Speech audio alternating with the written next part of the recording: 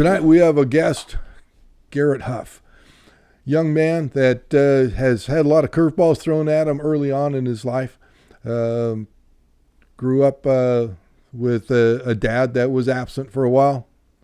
Had a stepdad came into his life that he called dad, and was very instrumental in his life in growing up, and lost him unfortunately to an accident.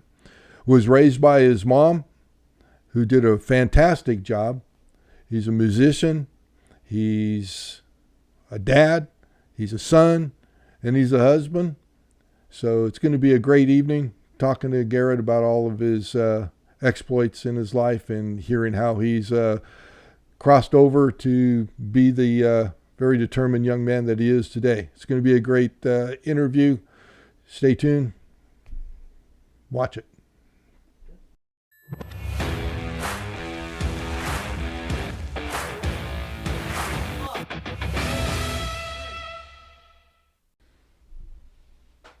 The dude never finishes, man. 5, 4, 3, and then he dummies up. You don't know how to count? What's the deal with the counting, dude? Huh? Try. Jeez. For the listeners, I did just explain the whole reasoning why he does that, so no one overlaps. Unacceptable. I still don't believe it. I just don't think Caesar knows how to count. Garret. Yes. Welcome. Mike, thank you. Welcome, man. Good to have you here. Thank you very much. Good. Yeah, thanks for having me. This is going to be a fun time. I think so. It's going to be good. Absolutely. It's going to be good. We're going to hear all about Garret growing up. Yeah.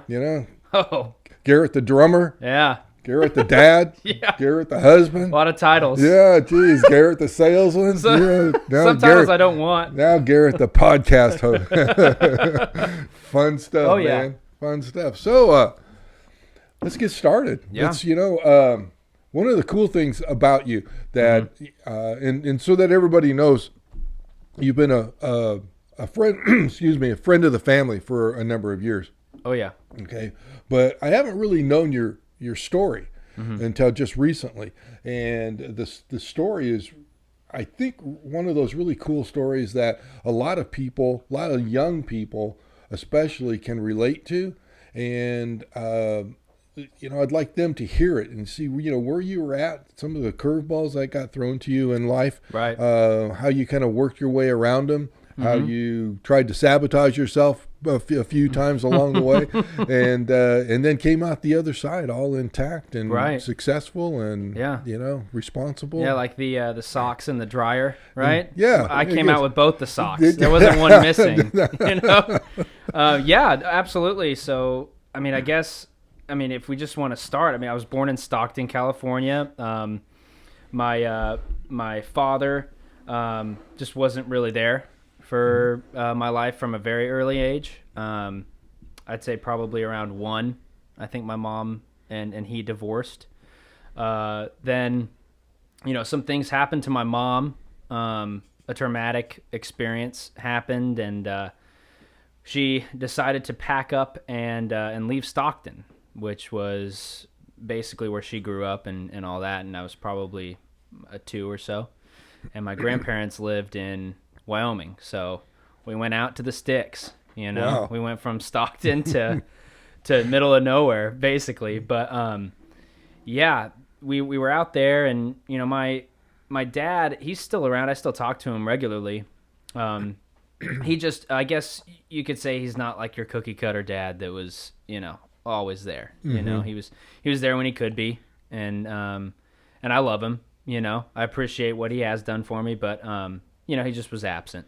It's as simple as that. But when we were in Wyoming, my mom met my stepdad, whose name was Lance, and from the time I was maybe, I want to say 5 or so, he was in my life, and they got married, and we kind of started building a family there. I called him Dad, and he did all the stuff that, a dad would do, right? Playing catch on the front lawn. He actually used to, we had 2 trees in our front yard that he called Adam and Eve. And what he'd like to do, because he thought it was funny, is he would be on the front lawn and he'd like to water the grass, but he'd like to do it with like his hat on sideways and push his belly out, holding the beer, just for the neighbors to drive by. And I don't know, but it's just something. It's like one of his favorite pastimes, and he just waved to the neighbors, you know. He was a really funny, goofy guy, but you know, so he taught me how to hunt and how to fish, and we did all that stuff together. And so they got divorced. And they, at that point, I told my mom, I said, hey, you know, let's think about moving back to California. And she was reluctant at first, and then she was like, yeah, you know, let's do it. So how old were you at this time? I want to say I was probably around 12, maybe around 12 or so. Mm-hmm. I think I had been in Wyoming for 9 years. So yeah, around there. And we just said, yeah, let's do it, and packed up and moved to Long Beach. My mom got transferred with her job. And then, unfortunately, it must have been a year or 2 years after that we moved.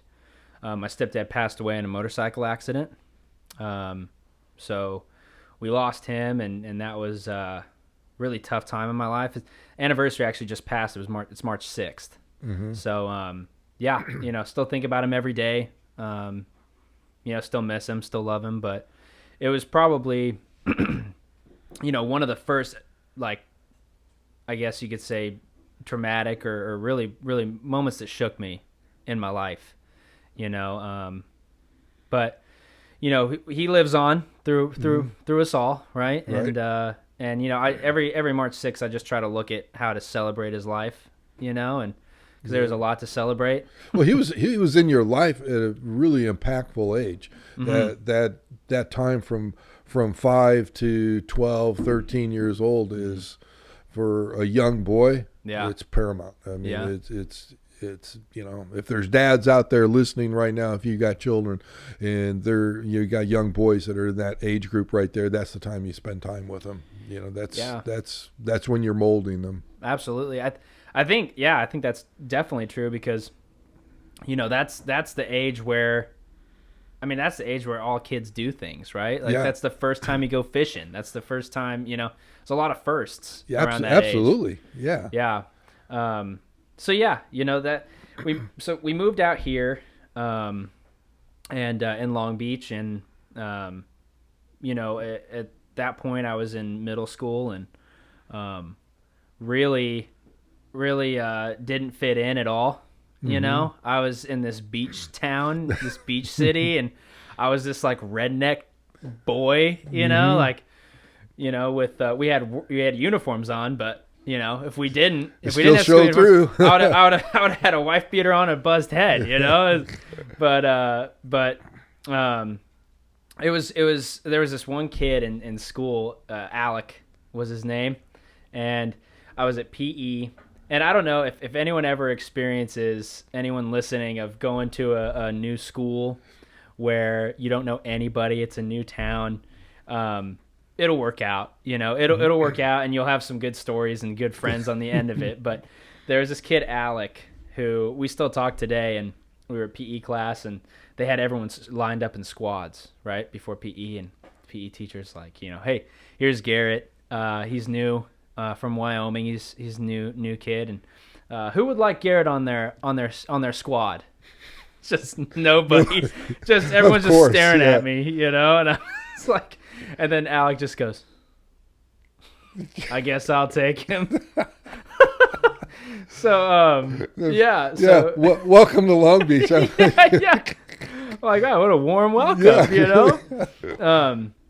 But yeah, no, actually, when my stepfather passed away and I was in that school, there were counselors there that really helped me out. And what school was it? Rogers Middle School. Okay. Mm-hmm. Yeah. There were, you know, everyone's different, but I've always benefited greatly from like a counselor or therapy, even if you're really going through something. Mm-hmm. I know some people are trepidatious about it or have certain feelings for it, but I just know it's always really helped me. I'm a huge believer in it. Yeah. It's helped me a lot of times. Yeah. You know, I think it's just it's good to get off your chest to somebody that you don't really know, Well, it's kind of when you go to the right one, then you walk away and they're edifying that you're an okay guy. Things are good. Yeah. It kind of gets you back in balance again. Yeah, levels your head out. Right. Yeah, for sure. And so the counselors helped me a lot there. And basically from that point forward, just started doing, started getting into teenage years and doing stupid things that, all teenagers do. At least I hope so. Yeah. And I'm just not the one teenager that was doing That's stupid doing stuff. the stupidest stuff. Yeah. But, I was on the wrestling team, and I boxed for a while too, and went through high school. And then after high school, I think at 19 moved out. I started working when I was 16 at going to school and working. That was one of the things my mom really encouraged. She said, as soon as you can legally get a job in California, you're going to get a job. It's good for you. So absolutely true. Yeah. No, I love that I started working, so when I was 19, I moved out and I went to Hollywood, where I went to the Musicians Institute and studied the business side of music. Because at this time I was in a band called The Moderates. I was a drummer. It was a 3-piece band. And we had a lot of fun doing it. And I wanted to start to be able to talk to venues and other avenues like that and make sure we weren't getting screwed over. Yeah. You know what I mean? So I kind of wanted to learn that side of it. But yeah, that was really the next big chapter in my life, was just the time with the band there. Right. Before we jump into the band then, at that stage of your life, I want to go back to what you were saying, that your biological dad is in your life and you talk to him regularly now. And was there a period of time when because you hear about kids that feel like they've been abandoned and dad's not there or mom's not there or somebody, did you have did you ever get to a point where you just didn't want to talk to him, or you just didn't like him, or you were just angry at him, or whatever? Did you feel that? And then if you did, how did you overcome it and meet and forgive and move on? Yeah, that's a lot for a young kid. Yeah.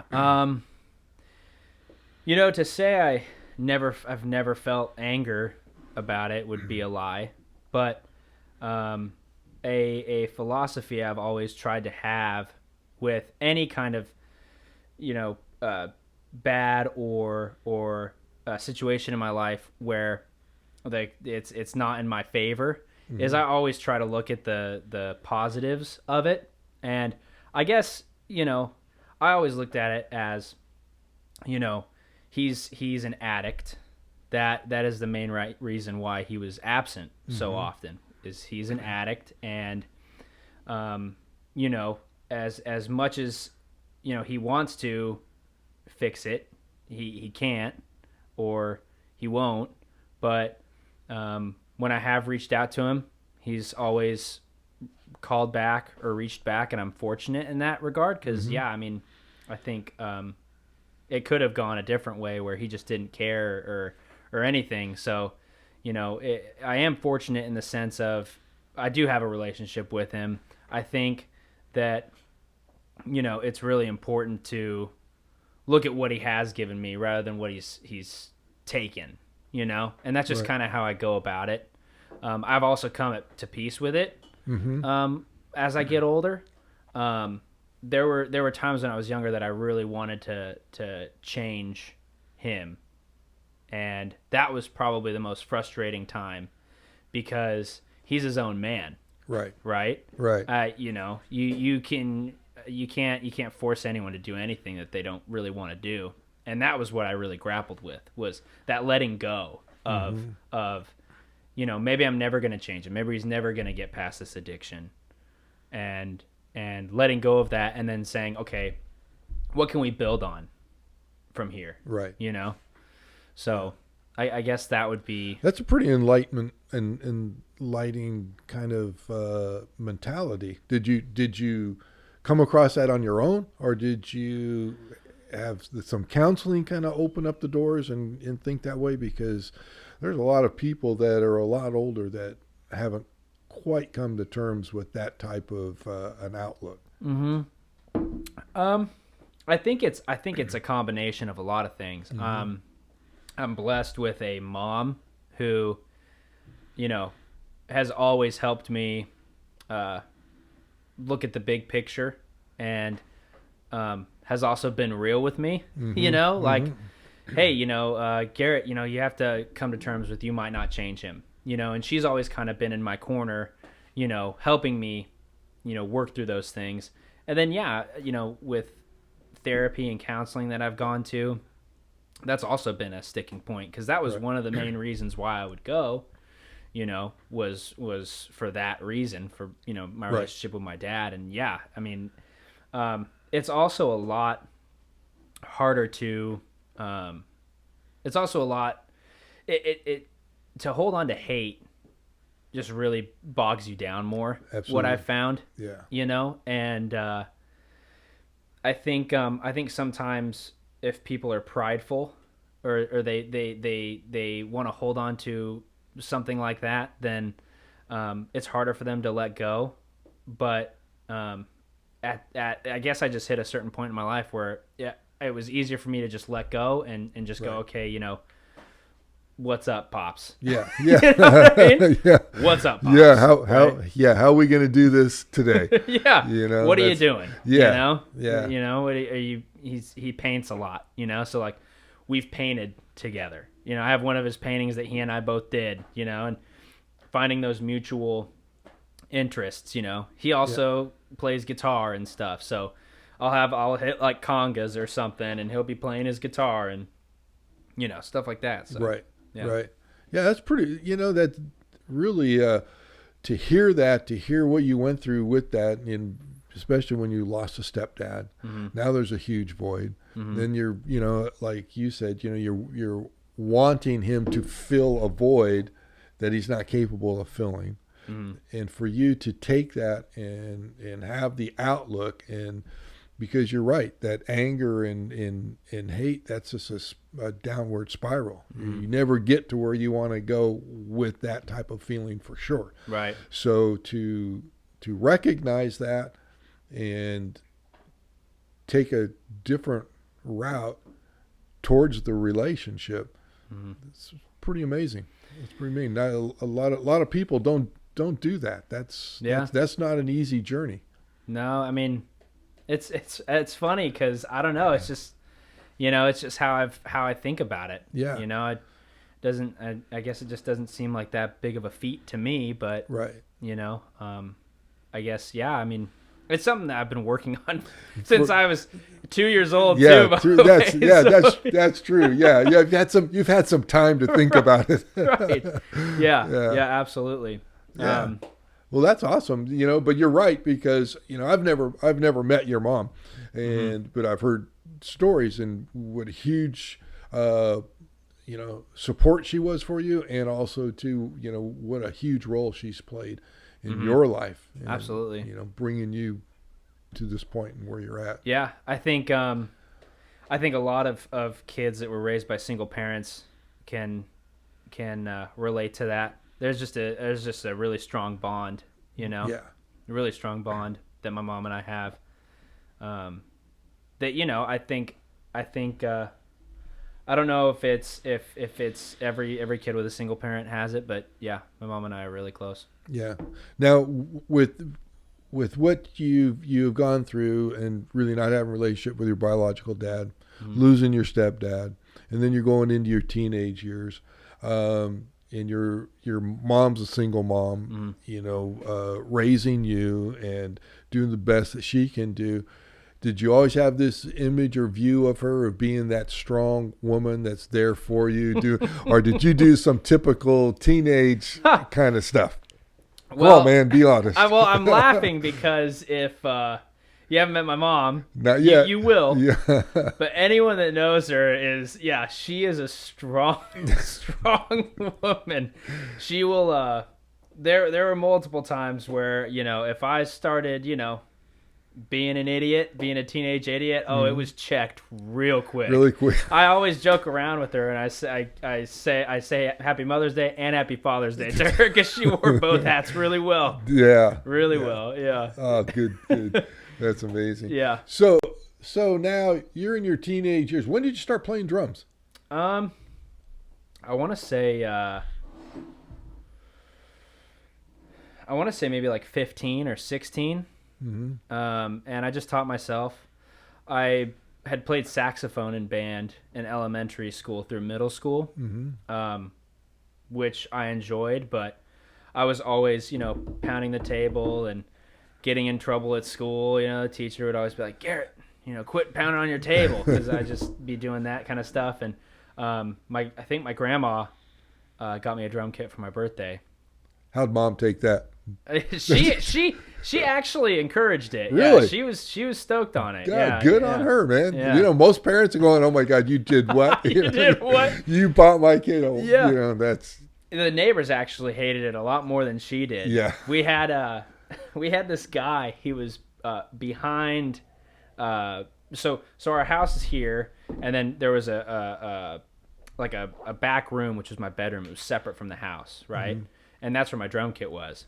And, we had a rule, no playing before noon on the drums and no playing after the sunset, whatever time that may be. That's more than fair. Yeah, reasonable, right?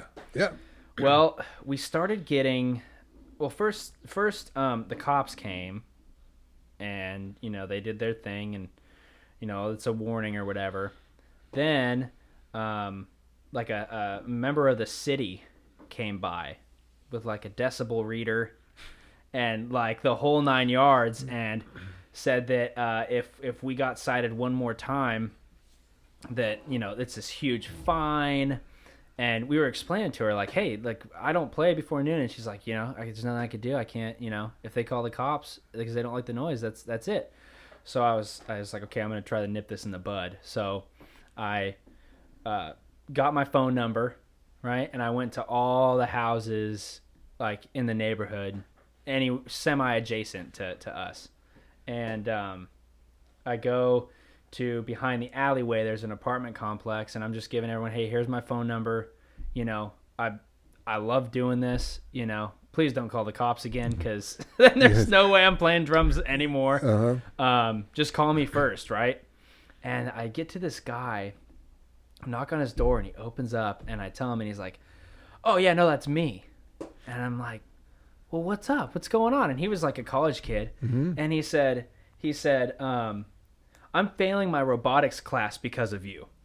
And I said, what? Seriously? I said, what do you mean? Like, well, I can't study with all that noise. I go, but I don't play before noon or after sunset. So can't you just study after sunset? And he just was like, no. And he's just like, and then he moved out like a week later. Oh, really? So then it's green light. You're all good. Yeah. I just couldn't That's believe really this strange. guy. I didn't know. I didn't know that there was a noise ordinance during the day. I know that past 10 o'clock you can't make any certain amount of noise, or before a certain time in the morning. Yeah. But I had no idea that there was a noise ordinance. Well, you know what I'm thinking, because I don't know the ins and outs of it either, but mm-hmm. I'm thinking that it had something to do with the decibel level mm-hmm. from the drums. That's why she came with the decibel reader and all that. Maybe if it's over certain decibels, even in the daytime. So you're playing hard. Absolutely. Yeah. Absolutely. I'm not a classically trained drummer. No, I'm banging the thing. Yeah. But I taught myself just listening to music and picking out the different drum sounds mm-hmm. and what those were. and then kind of just, train my limbs, because it's like a mechanical monkey. So how? You know So, what I mean? so yeah, money for nothing. I think Dire Straits said something about that. Yeah. So from 15, how old were you when you finally got to a point where you felt that you were, somewhat Decent. Decent. Yeah. Yeah, I don't know, because drums is one of those instruments where if someone's not good, even someone that's not a musician is going, oh man, they That's suck. bad. Yeah. Yeah, because It sounds like somebody beating on tin cans. Yeah, exactly. I don't know. You know what it probably was? It was probably when, some friends of mine heard me play and said, hey, you want to start a band? And that's who ended up being the Moderates. But that's probably when I was like, okay, I guess I'm maybe somewhat decent at this. So a couple of your friends show up, want to start a band, and they must have been talented young guys, because Moderates had some level of success. I mean, it's... Yeah. It was... so the lead singer, Josh Taylor is his name, and then Wes Matheson, bass player, and myself. Josh was a lot of the brains behind the whole thing. He was one of those guys that's just naturally talented at it, I mean, he could pick up an instrument and learn it in a couple days. He was one of those guys. And I think Wes and Josh knew each other from church. And yeah, we kind of just started jamming, and like any other band, we totally sucked at first. Horrible at first. Actually, the original band name that we went under was YOU. So that just shows you right there how not seriously we were taking it. It's a horrible band name. It's kind of spin off of the Who. Right, exactly. Yes. Yes. Yeah. So, how long did it take for you guys to start to gel? Oh man. So we were playing probably 5 years. Oh, really? Yeah. Yeah. A lot of shows. We always had a lot of support, thankfully. But then we got in touch with this producer, James Krause, who is a successful producer, and he produced our EP, which is the only thing we ever released. And he helped us a lot, specifically Josh, with songwriting, and because maybe people don't know this about a music producer, but they can be a huge creative force in the studio. If a band comes in with a song, a producer, a good producer, would suggest things like, hey, this sounds really good, but if you did another chord progression here and then went into the solo for 8 bars and then went into the chorus, let's try to restructure the song this way, or here we really need to break it, or here we need to cut the song off, and so they can be a huge creative force. And he just helped us out a lot, and he was one of those old school guys. I can't remember his dad. I'm gonna misspeak here, but his dad was a sound engineer for someone famous. I want to say it was like Bob Dylan or something, but I could be totally misspeaking. But we'll go with that. You will go with that. But he knew all these like weird old recording techniques that are ancient and no one uses anymore, but they're like really good, like those tried and true methods. And one time we were in the studio, and he comes in to the studio and he's looking up at the ceiling, and he's looking and he's like going under tables, and we're just looking at each other like, did this guy take something back there? Like, what is he doing? And he goes to a trash can in the corner. He goes to the trash can and he just dumps it upside down, dumps all the trash out, sticks the trash can. He's like measuring with his finger, and he sticks the trash can on the ground and just shoves a microphone in the trash can. And he goes, all right, let's do it again. And he gets back in the room, and I can't remember who said it, but someone was like, okay, James, no, what the hell? You have to Yeah. explain this. What do you do? And he's like, well, I'm looking at the levels and, based on the room, I'm thinking that I can pick up certain wavelength frequencies better if I, shove a microphone in the trash can underneath this part of the ceiling. And, it was crazy. I was like, what? And then he was trying to isolate the sound on a certain frequency that he wanted to mess with. I don't know. Did he get it? Absolutely. It sounds great. The whole thing sounds great. You know what? That just goes to show, old school mentality sometimes still has a place. Right, or he was just messing with us and made us think that he was like A genius. Yes. Again, that also falls into old school mentality. God, he played us. That guy played us. Yeah, we can play that up really well. Yeah. Just look insane, don't say anything, and then have them make you explain yourself. Yeah, that's freaking nutty. So with the moderates now, you got an EP, you're in and out of studios. So I mean, that in itself is way beyond what most garage bands ever get a chance to do. So yeah. How far did you guys go? What was your what was the highlight, and then what happened to the band? Yeah, so well, we had a couple really cool things happen. So we on our Instagram, the lead singer of REO Speedway, and this is the thing with the music industry. There can be some element of luck involved with it, right? And on our Instagram, the lead singer of REO Speedwagon's son found us and was a huge fan of ours. He saw us on Instagram and reached out to his dad, and then was like, hey, these guys should open for you, and showed him our music. And then they reached out to us like, hey, do you want to open up for REO Speed? We're like, yes. Wait a minute. You know who we are? yeah. No, and I think I definitely knew who they were. I think maybe Josh or Wes were a little like, what? But yeah, because that was a bit before your time. Yep. I've been blessed though with all kinds of musical influence. Yeah. I'll listen into everything. But so we opened up for them at the I think it was the San Diego State Fair or Del Mar State Fair. One of the two. But open up for them. There were thousands of people there. It was really cool. It was like the big stage with the jumbotrons, and it was a once in a lifetime thing. Oh yeah.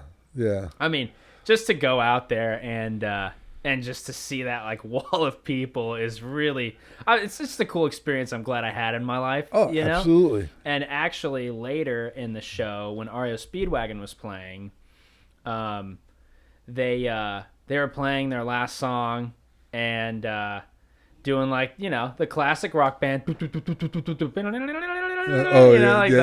big ending. And we were like, we just got to do it. So we just ran out on stage while they were doing it, and I had Josh. I was piggybacking Josh, and we just ran around the stage, and the lead singer and he was vibing off. He was liking it. Yeah, and then he actually the song was keep on rolling or roll through the changes. Okay. Yeah, and Josh got on the mic and belted some notes with Kevin of REO Speedwagon. Yeah. And so he was singing with him, jamming with him. It was cool. We were running around. It was a lot of fun. Yeah. And Josh had the voice for it. Yeah. So. Absolutely.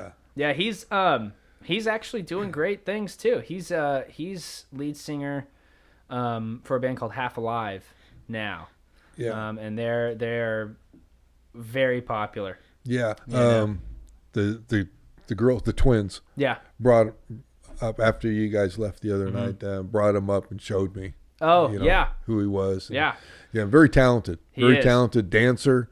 Yeah. And, great voice. I think what they did there was awesome because you always want to find a niche, and it's so hard with all the bands on the internet today to find something that no one's done before. And I remember when I saw them live for the first time, and they Half Alive brought out the dancers, the choreographed routine, and he was a part of it while they were playing this show. I was like, wow, that's awesome, and it's not like a normal where you normally see choreography, like in a pop show or like Beyonce or whatever. It's like this band that can rock out, and they bust out into this choreographed dance. And, yeah, that's super crazy. cool. Yeah. So how'd the band actually break up? What was the? Yeah. So admittedly, I didn't rehearse as much as I could have, and I think Josh was really breaking off. And it really, I guess you could say, tuning his craft. And we basically wanted the band to go a certain direction. We being myself and the bass player Wes, and Josh wanted it to go another direction. And we couldn't really move forward with that impasse. So it was a mutual decision to kind of just disband. And at the time I had a whole internal, I was going through a lot in my personal life. And I was going through this whole internal thing because Molly and I were getting more serious. We've been dating for 8 years, been married almost 2.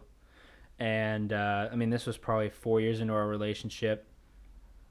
And I was starting to have those thoughts of, what am I going to do? What if music did become a career for me?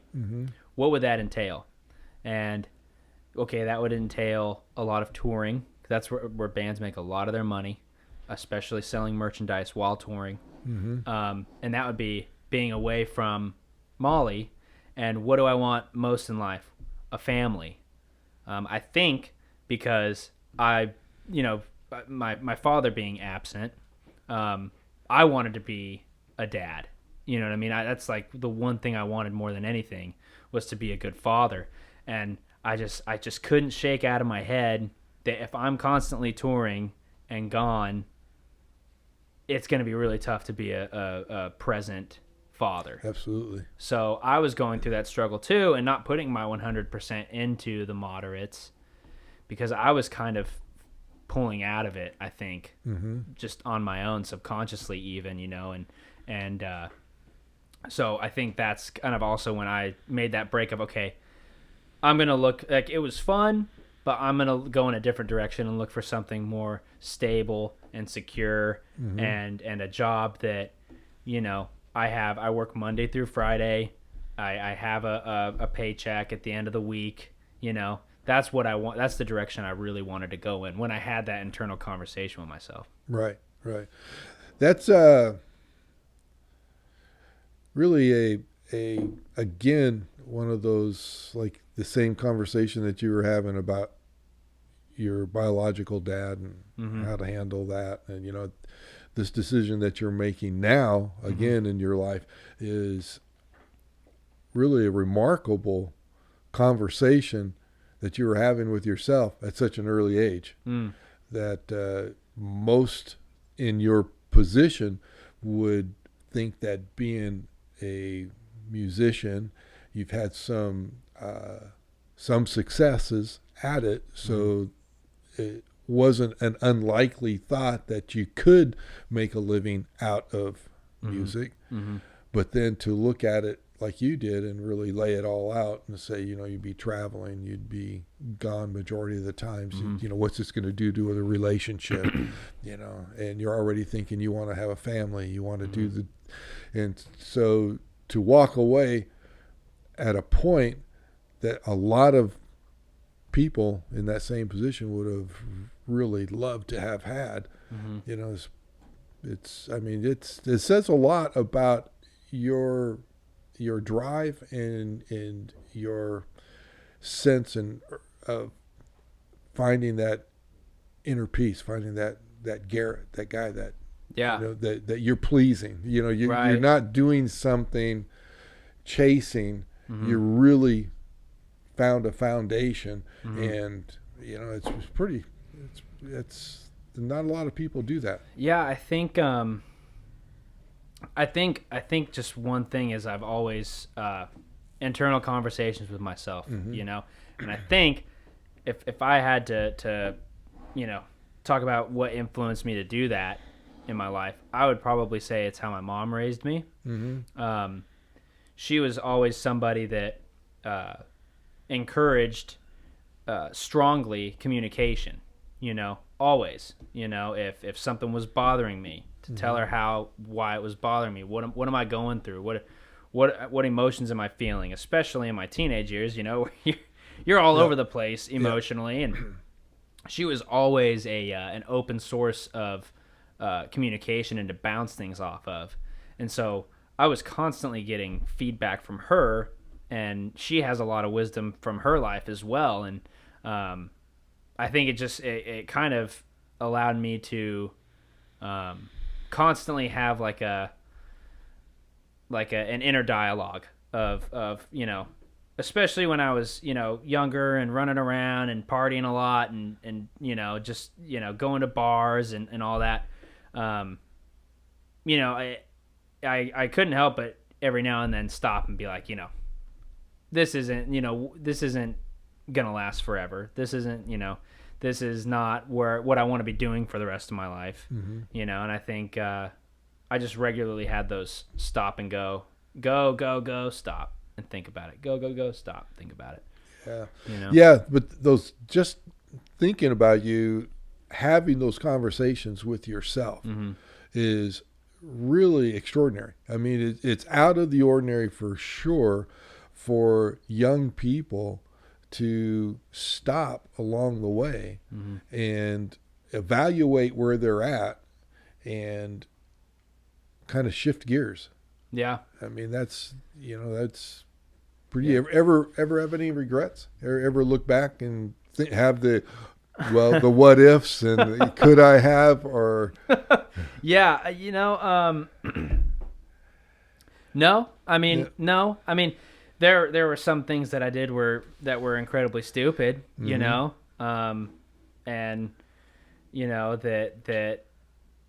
I look back on it and I'm like, well, that was stupid, and I could have gone my entire life without doing that. But going through that also is what builds you into who you are today. So do I regret any of it? No, because I might be a different person than I am today without going through it, if that makes sense. Yeah. Oh, absolutely. Yeah. But, I mean, are there things I did that, that was dumb. Yeah, absolutely. Well, that's a part of living life. Right. If you can say, after 20 years or after 30 years, and you can look back, oh yeah, I didn't make any mistakes, I wouldn't change anything. Dude, you really didn't live life. You didn't take any risks. You didn't take any chances. Right. I mean, that's really what life is. And this is one of the things that I do talk about is there are, who knows, 100,000, 1,000,000 books written on life, life experiences, how to change life, how to be in life, how to, whatever that it is. Right. And I've always struggled with that because really the answer is just so damn simple. It's life is about taking risk. And so, what you did was just took a risk. And sometimes it works out. Sometimes it doesn't, man. And, and it's what I tell people with me. I've had a lot of successes in my life, and I've had some failures in my life. And I've only learned lessons off my failures. Right. So, you got to have them to grow. Yeah. And if you're going to take risk, you're gonna fall. Yeah. You're gonna have to get back up and dust the dirt off and pull yourself back up and just go at it again. That's just life. Because if you're not doing that, all you're doing is existing. Right. So. And sometimes the sick, twisted person in me would be like, all right, that was great. I know I fell, but that was fun. Let's go do that one again. Yeah. Yeah, but that's where the term from insanity comes into play. Maybe I am insane. I don't know. Yeah, you're gonna keep doing the same thing over and over. It's like it's the same thing's gonna happen. Yeah.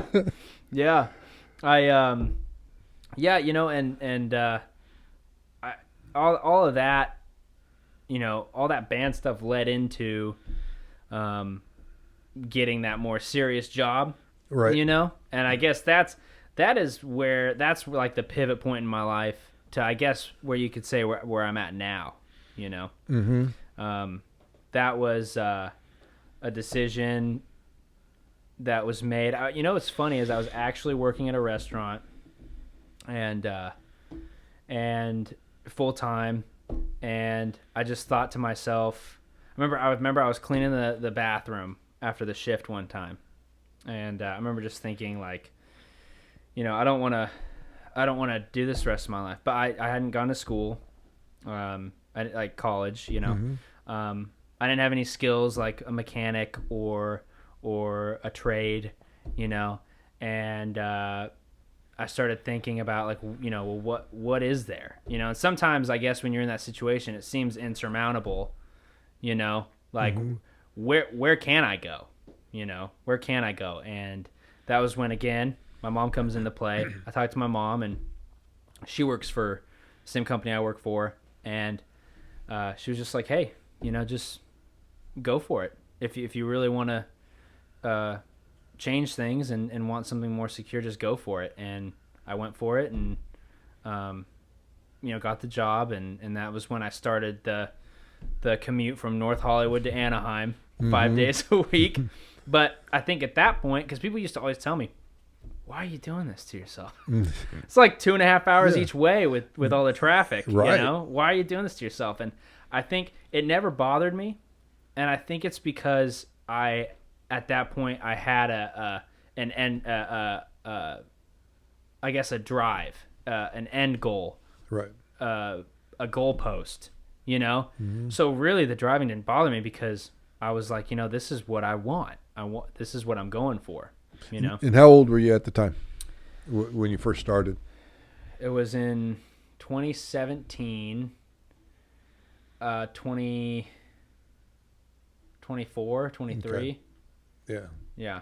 Yeah. And see, that's, you know, and now this is old guy, you know, mentoring talk, Yeah. you know, but at that age, you're supposed to commute. You're supposed to put in the longer hours. You're supposed to do whatever it takes to hone your skills. Right. You know, that you didn't have any skills going in at that age is acceptable. That's Right. age appropriate. Yeah. That's okay. I see what you're saying. You know, but once the door finally opens and you get that opportunity, that's when you got to put in the hard work. If that means a 2-hour, you know, commute, then you take the 2-hour commute. Right. You know, if that means you got to work 10-hour days, you work the 10-hour days. You know, you earn your right to a half-hour commute. You earn your right to 8-hour days. You earn the right. You learn things as you're going along, and you make yourself valuable. Right. And what that does is it isn't so much that you know more than somebody else. You know enough now that your job becomes easier and you're getting it done in a quicker period of time.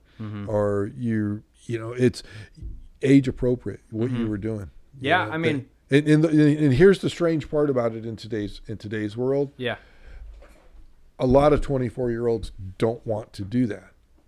They don't want to work towards something. Yeah. They don't see they see the goalpost, as you were putting it, but it's too far away. Right.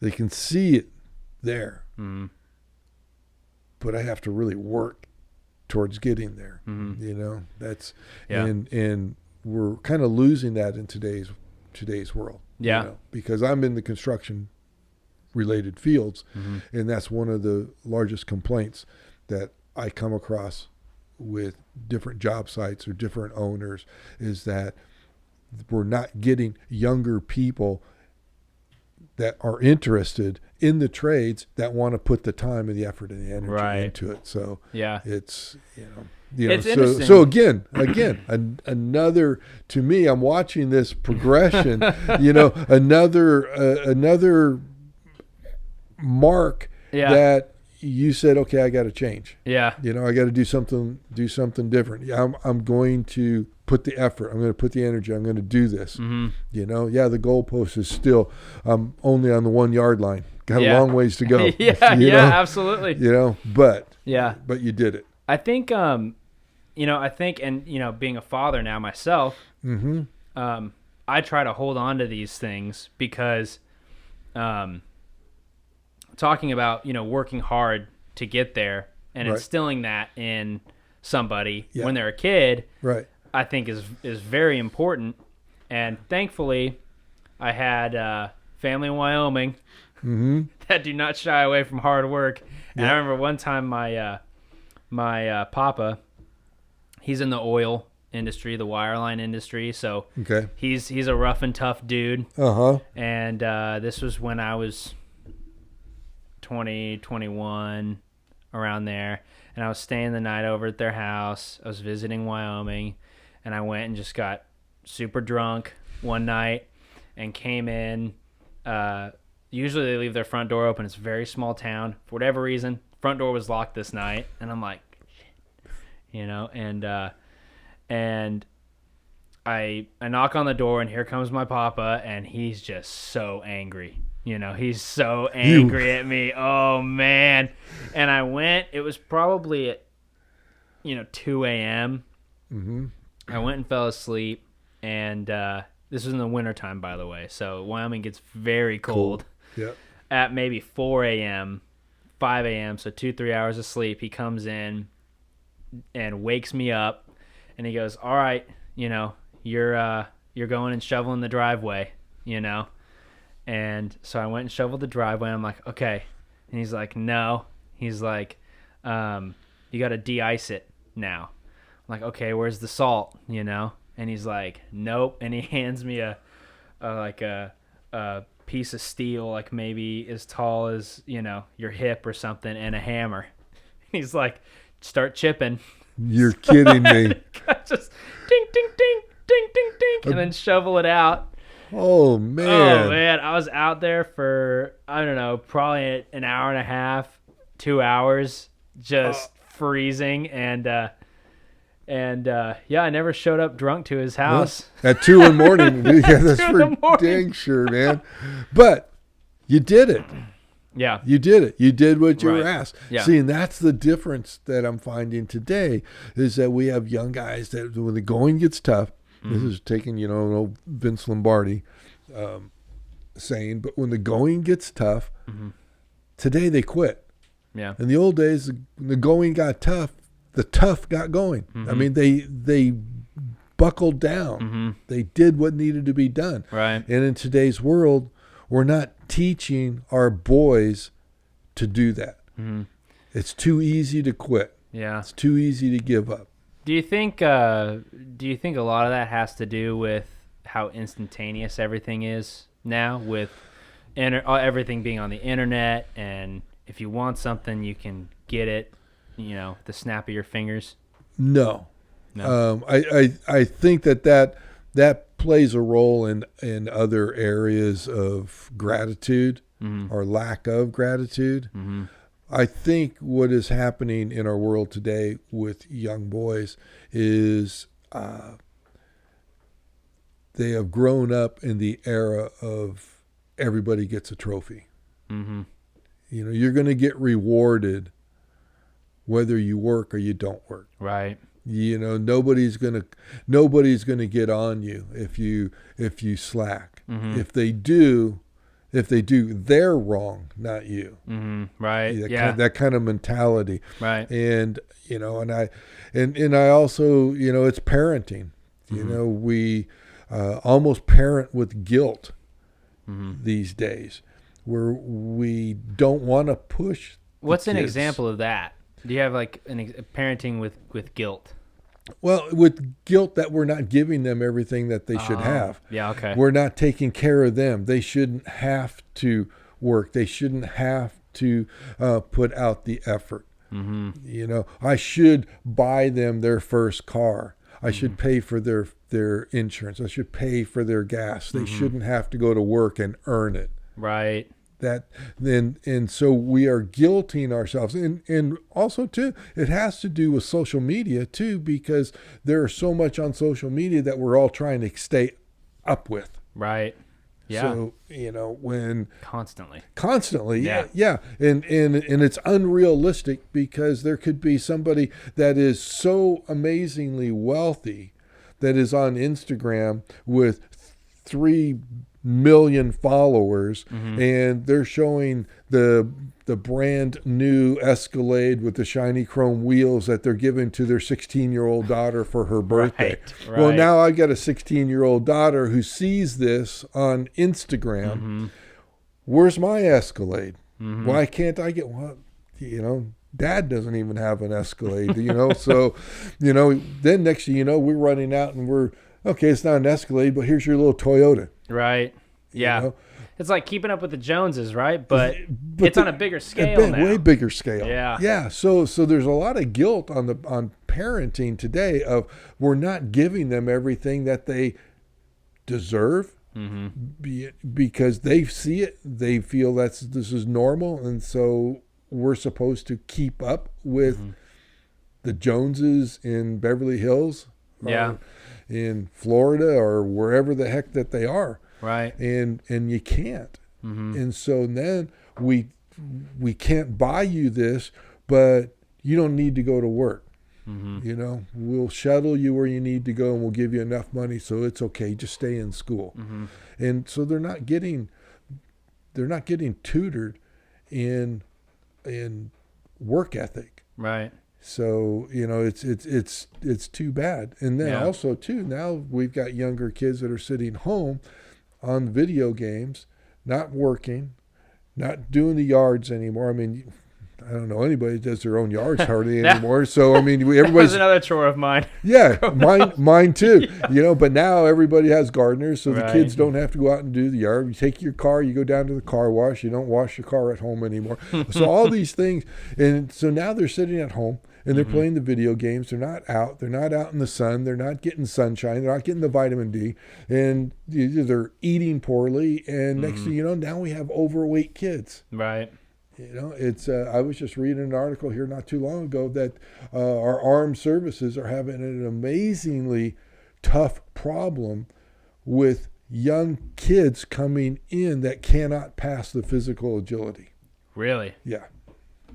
Do you know what the physical agility entails at all? Like, what is it they can't do? I think it's basically push-ups, running, crawling over maybe a 6-foot fence or something, basic stuff. Yeah, it's not like you have to go run a marathon, up steep hills, or they save that until you're in boot camp. Right, right. But just to get in, wow. They're really crazy. struggling. So that's where when we're parenting by guilt. So what we've done is we have softened the generation. I wonder if it's going to pivot. If it would pivot to where the what they deserve isn't necessarily the product or the material thing, but what they deserve, finding the value in what they deserve more is the discipline or the instilling the work ethic, and when that would happen to a generation of kids that then become parents, where maybe that breaks through. I don't know. I don't know. Can only say that I have so much hope for the up and coming generations, because while I'm at the twilight of generations,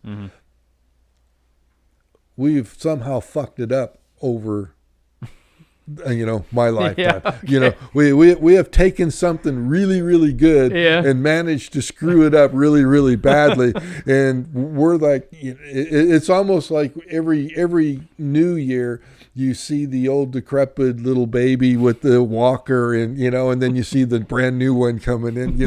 Well, I'm that generation of with the walkers, and bring the new ones on. Sorry we did this to you, but I'm really hoping that they're going to find a way. And there are so many things that are in life that need to be fixed and repaired. Not just work and work ethics, not just physical fitness, but also you see everything that is on social media and people are talking about, and that's people just getting along.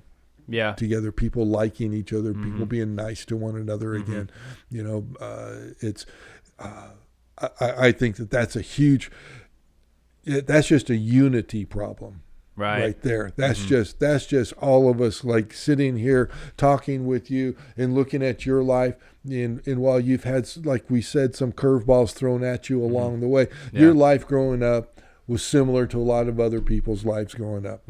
And none of us are really that distant apart. Yeah. You know, absolutely. And we're all just trying to go to work, like what you're saying, and get a paycheck and pay our bills and pay the mortgage and raise our kids and do all the right things. We're all doing the same thing. Right. So why are we not unified? Yeah. You know, why are we having this division? It's not you and it's not me. It's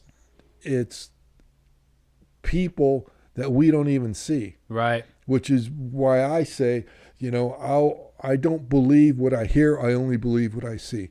Because what I hear, I don't believe it. Because what I'm seeing on a day-to-day basis is you and me and my next-door neighbors and you know, people, you know, 30 miles away. Keeping your sphere smaller. You know, your sphere of influence and just focusing on those close to you. Sure. I mean, that seems like a simple enough idea, right? Yeah, because eventually it spreads out. Because if I keep my sphere close to me, okay, well, the people that I'm keeping, well, they've got theirs, and it's out here. Right. And then those people have theirs, and it's out. It eventually covers everybody. Right. But the way that it is right now, nobody's doing anything about it because we're too busy listening to the noise rather than turning around and looking at the reality that, hey, every day I go to the grocery store, you know, I see Eddie. Eddie's working hard. He's saying hello. He likes me. We're getting along well. The person that's in front of me trying to grab the bread off the top shelf, I'm more than willing to help out and get it down. And they say thank you. And I go to pull my car out and somebody stops and lets me get out. I mean, people are friendly. People are nice. Right. I don't know where all the noise is coming from. Yeah.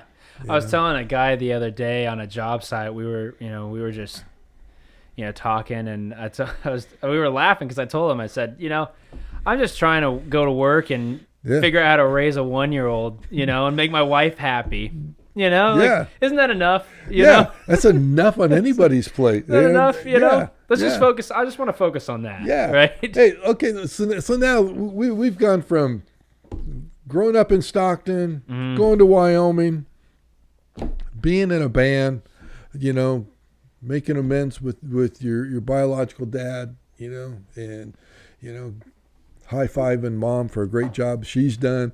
We're absolutely. Yeah, we're everything except, you know what? Now you're married. Yeah. Yeah, let's close it out with, okay, now you're married. Yeah. Okay. You know, it's funny because, you know, Molly and I just clicked immediately, you know? I always like to tell people it's the cliche. I moved to Hollywood, right? And I was like, oh yeah, you know, I'm in a band. I'm in Hollywood now.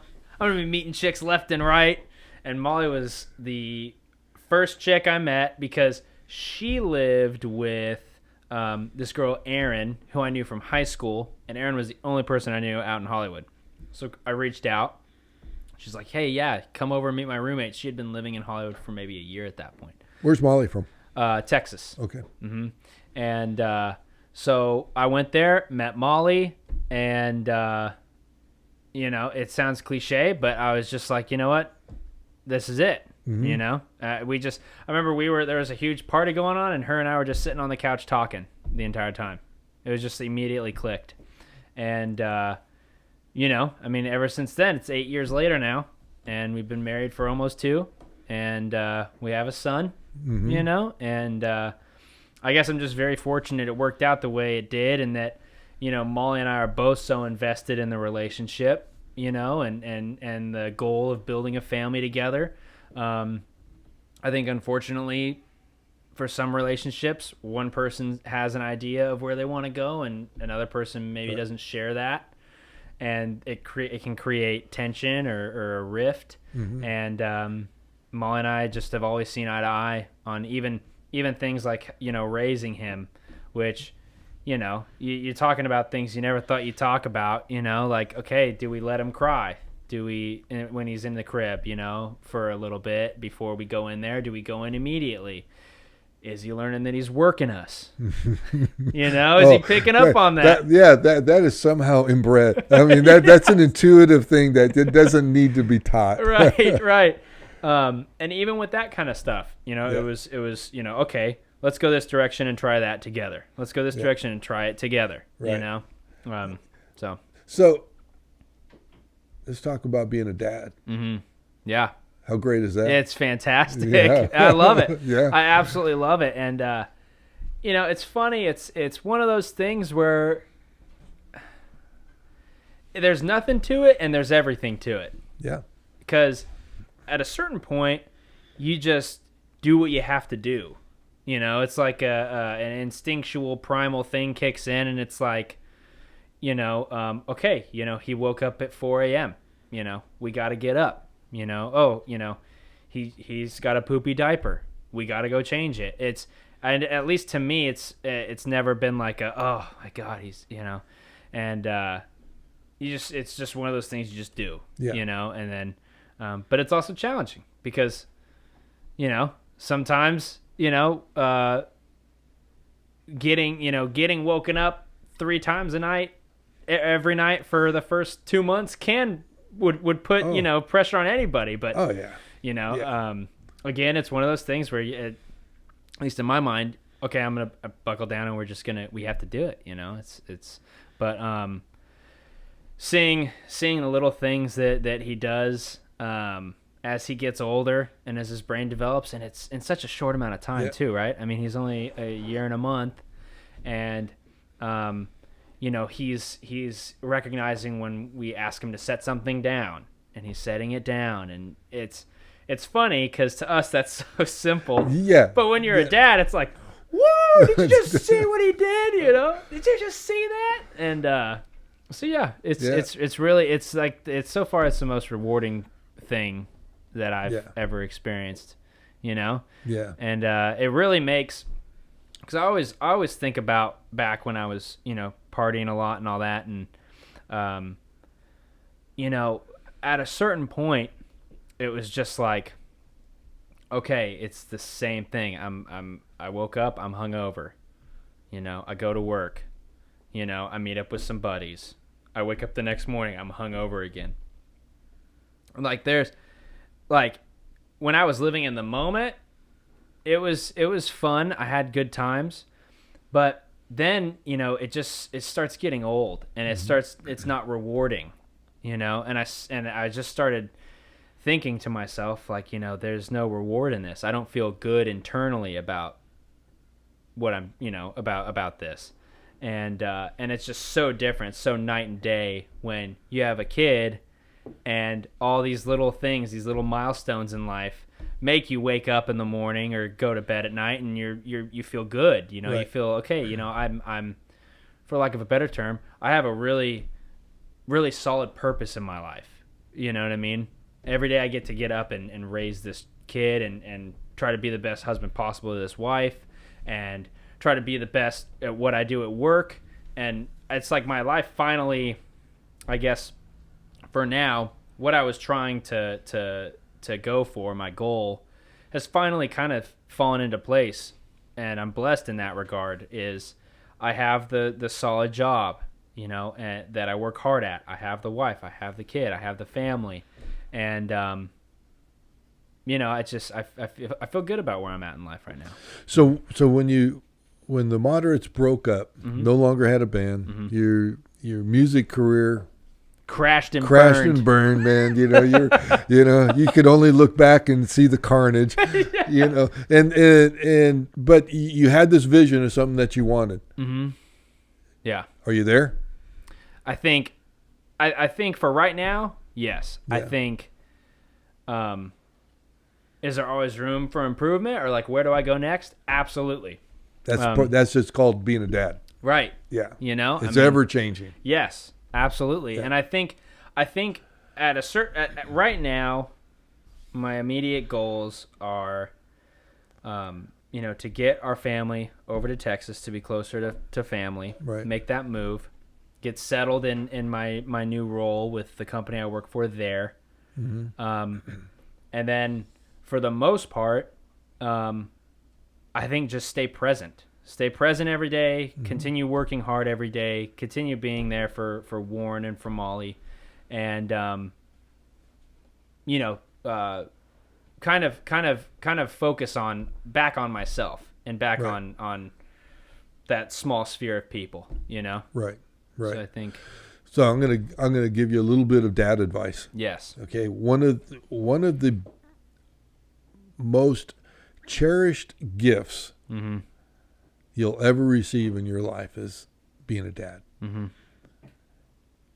The difference between a good dad and a great dad is the amount of time that you spend with your child. I've got, between Jill and I, we have 9 kids, and God knows how many, other hanger-oners we got too, Yeah. My tech crew. Right.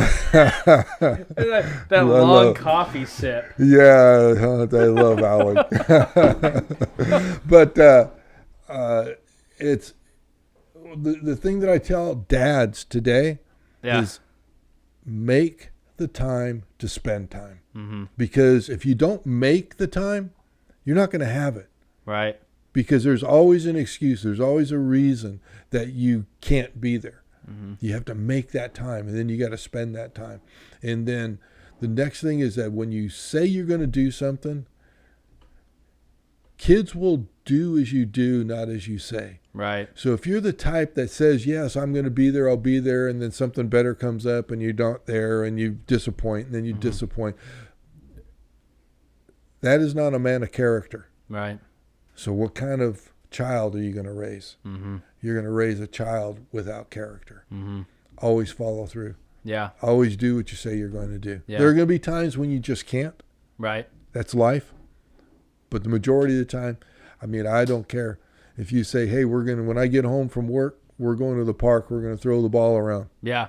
And then you get a phone call, hey, man, Monday Night Football's on. Come on over. We got a barbecue going. You do not call that kid up and say, hey, we're not. Right. You tell your friend, I'm going to be late. I promise my boy we're going to go throw the ball. Right.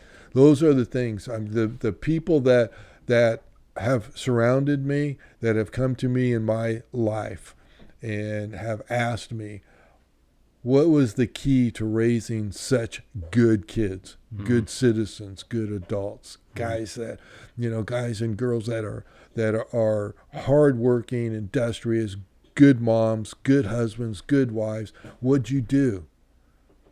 The only thing I could ever go back on and say is I spent time with them. Yeah. That's it. Yeah. That's it. So yeah.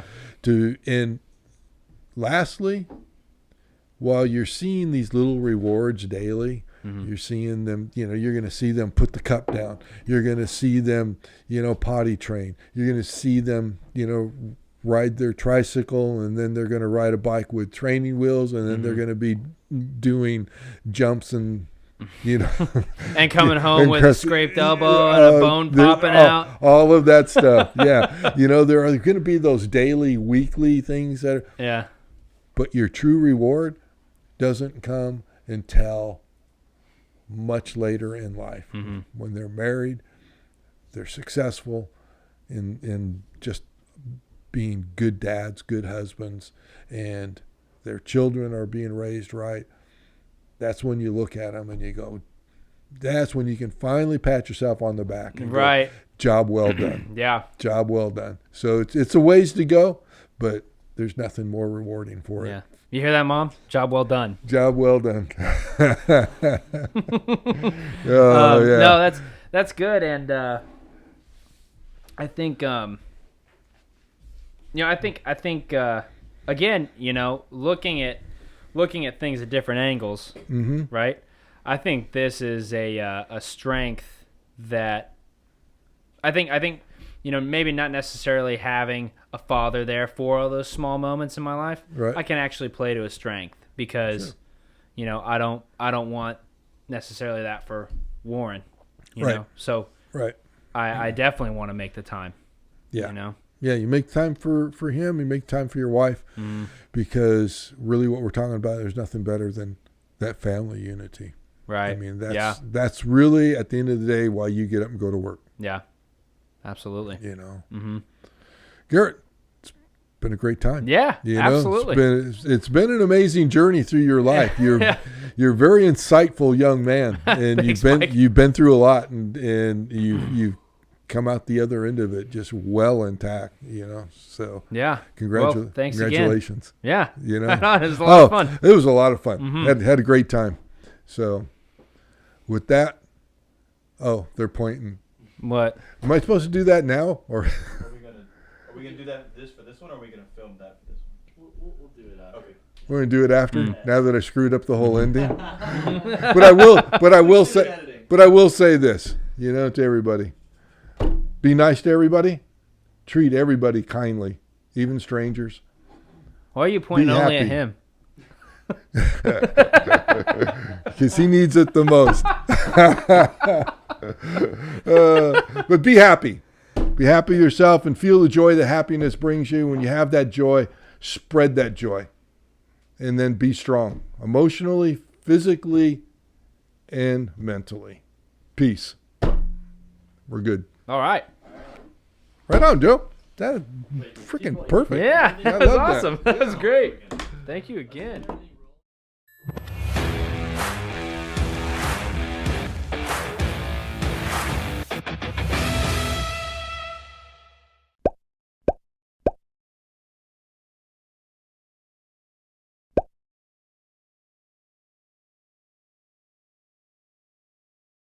To our sponsor, let's say thank you to Police Coffee.